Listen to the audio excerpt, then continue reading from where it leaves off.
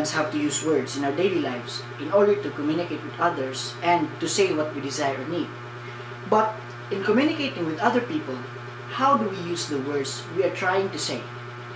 That is why for this paper entitled A Word's Purpose on Austin's How to Do Things with Words, I will assert that the uttered words should be said intended to what they mean and not just by how they must be said, because every statement has something to say, but not all statement is sensical and meaningful. Now, to supply this claim, I would like to start with the first main point of this paper that talks about the intention of people's way of communicating with others. Intention is important when stating something to other people, and we cannot deny the fact that there are times when we accidentally say something without our pure intention in it. So for example, a group of friends are talking with each other, and then suddenly the other one made a joke to his friend that accidentally he got offended. So that is why intention on the way we talk is important, because having a clear intention with the words used allows us to portray a clear message, which also develops our skills to become better speakers. Now, according to Cassie 2016, that it is sure enough that there's a conscious level where people are much more aware of their words, but there will also be time when there is so much that we cannot see and recognize the words we are saying, but still it affects us profoundly.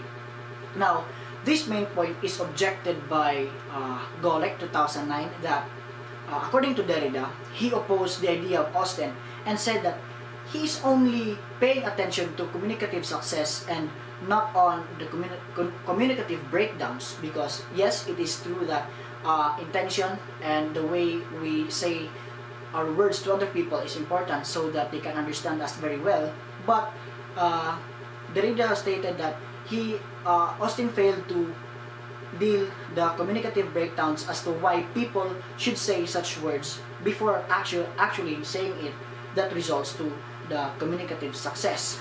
Thus, speech act theory is indeed an important aspect that must be studied and understood, but it should not always be limited to how it is usually done, but rather it must also talk about its certain limits to better grasp its true meaning. Now, for the second main point in this paper, it talks about, or it states the necessity of the words that people say. So, I would like to start with the question, when we say something to other people, do we say it because we really have something to talk about it? Or do we just say it because we want to say something to it? Now, people sometimes speak that are not necessary to be said.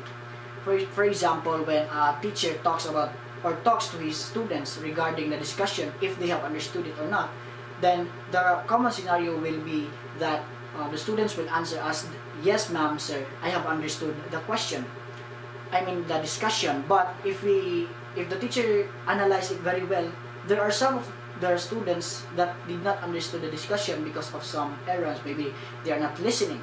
That is why it is important that we are saying something not just because of certain situations.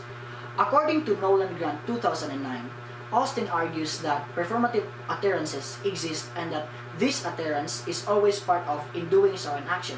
So when we say in doing so an action, it means that people say something because of certain situation or because of the actions that they are currently doing.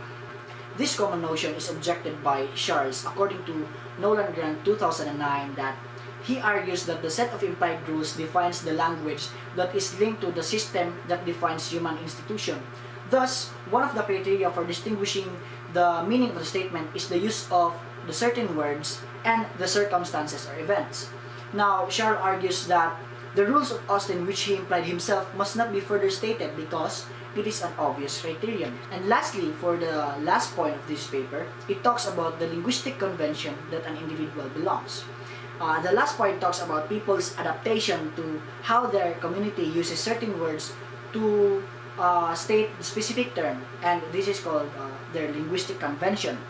People adapt to the culture, tradition, and practices of their society because this is what shapes them as a person, which is why how they show and assert their views depended on it. And according to Golek 2000, that Austin's philosophy developed in the United States, and it was through this that he becomes fascinated with the American culture.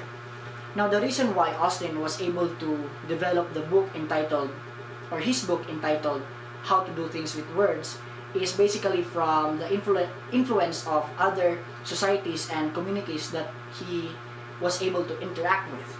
And this idea was objected that how can one be able to adapt and know the things he needs to be able to understand others from his own culture is through the linguistic convention indeed. But the linguistic convention does not always result or has a good result to the people. If you take a look at in the years of antiquity, the people, particularly sophists, act accordingly to their audiences so that they can persuade them successfully with what they say in exchange for their knowledge and money. This is how people during their time got the influence to have good rhetoric skills. But such influence to other high-ranking officials or famous people, as what I have said, does not always result into good actions or does not always have a good outcome, because according to Goofy 2009, a commission can color the civil war of words, and thus the security forces fail to make or to take care of the words they use. Hence, the influence of linguistic convention does not always have good effect to the people. So it is important to remember that linguistic convention is not always a good thing to base our statements or how we communicate with others. It is also important to always look up to ourselves if what we are trying to say is good or not. Now, for the projected answers and conclusion of this paper, to conclude, people perform and utter words that are influenced by their culture, which determines how they use them and the intention that applies to the things they want to convey. Thus, the validity of statements are determined on how people perform or utter statements.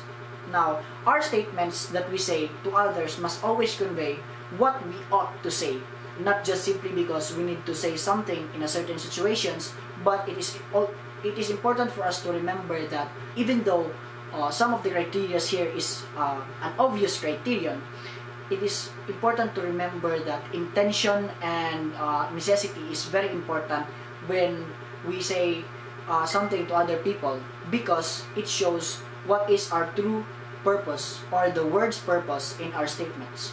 Now, that would be all, and I hope that you have learned something with this discussion. Thank you so much and have a good day.